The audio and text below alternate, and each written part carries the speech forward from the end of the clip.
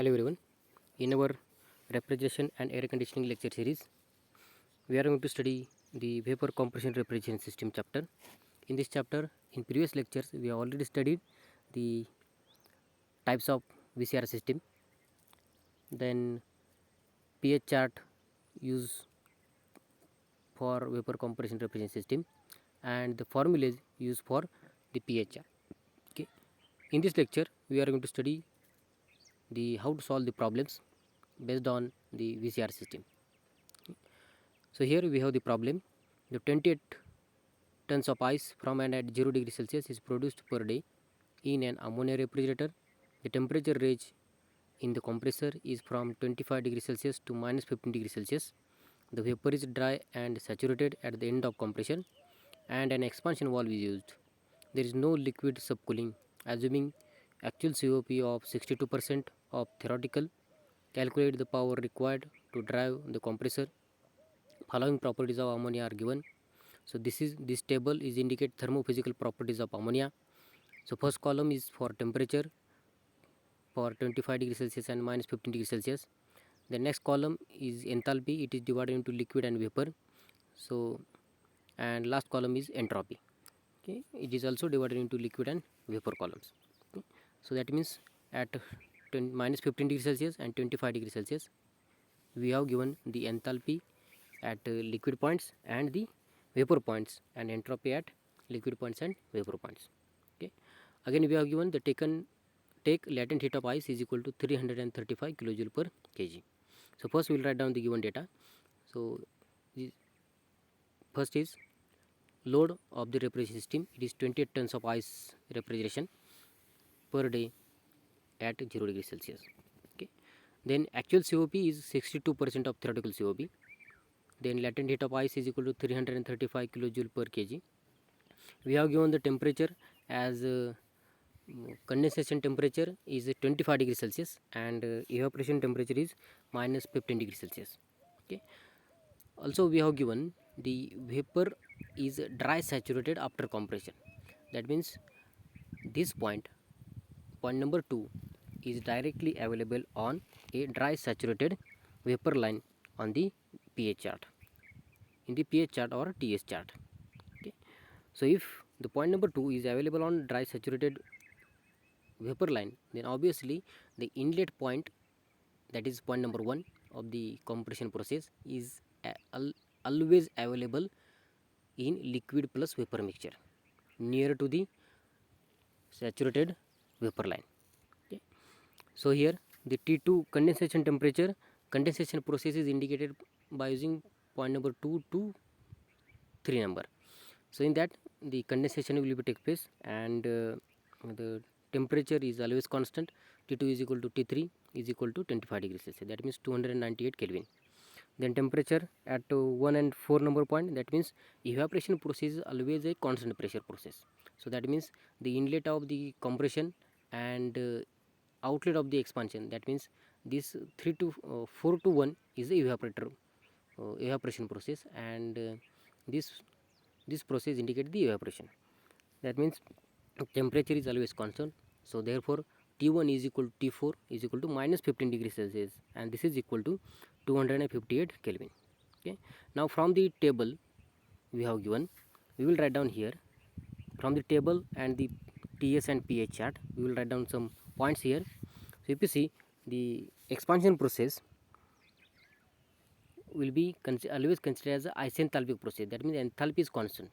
So that's why the point number 4, that means inlet of the evaporator is equal to the enthalpy of that point is equal to enthalpy available at the outlet of the condensation process. That means point number 3. So that's why we have write down here HF3 is equal to HF is equal to 298.9 kilojoule per kg Kelvin.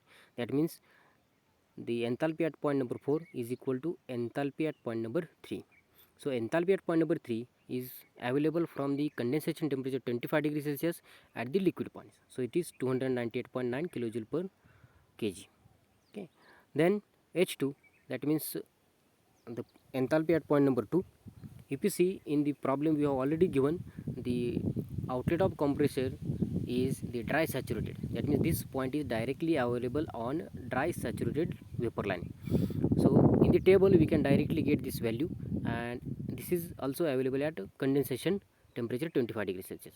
So at condensation temperature 25 degrees Celsius, now we will see the take out the vapor enthalpy 1465.84 kilojoule per kg. So this is the enthalpy at point number 2. So H2 is equal to 1465.84 kilojoule per kg. Now again here we write down the S2, that means entropy at point number 2. So again we will see the condensation temperature 25 degrees Celsius and entropy of vapor point, because the point number 2 is available on dry saturated vapor line. That's why we are considering here the vapor points. So entropy S2 is equal to 5.0391 kilojoule per kg Kelvin. Okay. We have already done here the TS and pH chart useful for this problem. So according to problem, the point number 2 is dry saturated point. So if this point is available dry on the dry saturated line, one number point, that is inlet of compressor, is always available inside of liquid and vapor mixture, but near to the dry saturated vapor line. Okay. Now from TS chart, if you see TS chart, compression process we always consider as isentropic process. That means entropy is constant. So that's why the entropy at point number 1 is equal to entropy at point number 2. So that's why here S1 is equal to S2, and we have already find out the S2. So S2 is equal to Sg2 is equal to 5.0391 kilojoule per kg Kelvin. Okay. So from that, now by using the formulas used for the pH chart, pH and TS chart. So here S1 is equal to SF1 plus X1 Sg1 minus SF1. That means entropy at point number 1 is find out as the entropy at corresponding temperature at liquid plus the dryness fraction at that point, multiply with the entropy difference between the dry saturated vapor minus the saturated liquid. Okay. So from that we will substitute here the values. S1 is equal to 0.4572 plus X1 in bracket 5.5490 minus 0.4572. If you solve this, if you see, we have already find out S1 is equal to S2, we will substitute the value of S2 here, so 5.0391. After solving this, we will get the dryness fraction as X1 is equal to 0.9. So that means we have indicated here already that point number 1 is near to the dry saturated vapor line. So that's why this dryness fraction is 0.9. Okay. Now next one, by using dryness fraction at point number 1, we can find out enthalpy at point number 1. So similarly, the formula of entropy, we have written down here the enthalpy formula for point number 1. So H1 is equal to HF1 plus X1 in bracket the Hg1 minus HF1.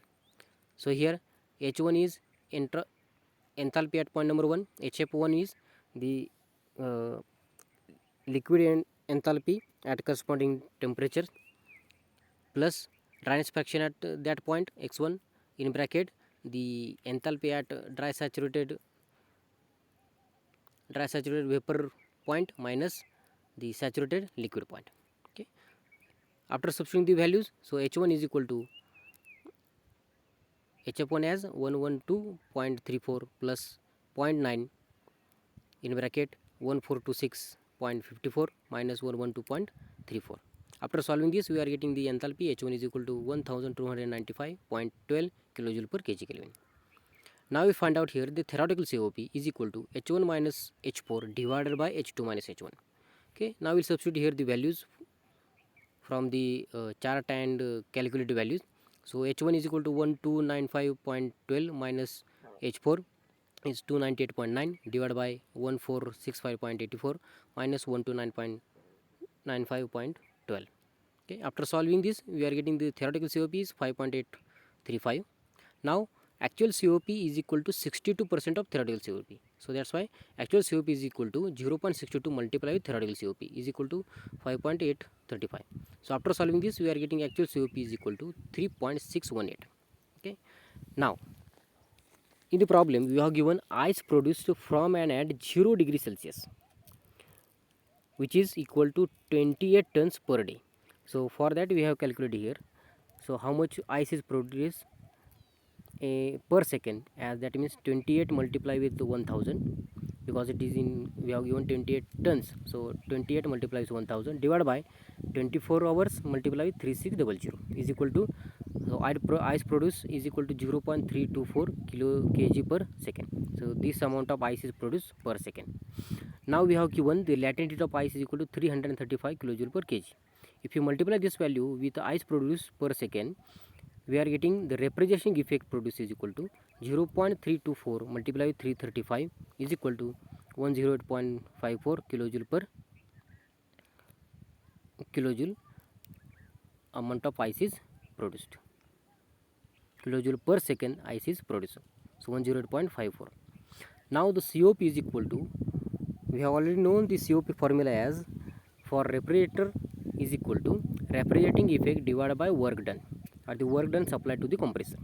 So we have actual COP is 3.618 is equal to refrigerating effect is 108.54 divided by work done supplied to the compressor. Now by using this one, we have calculated here the work done is equal to work done or power required to drive the compressor is equal to, after solving this we are getting 30 kilojoule per second, that means 30 kilowatt. Okay, thank you.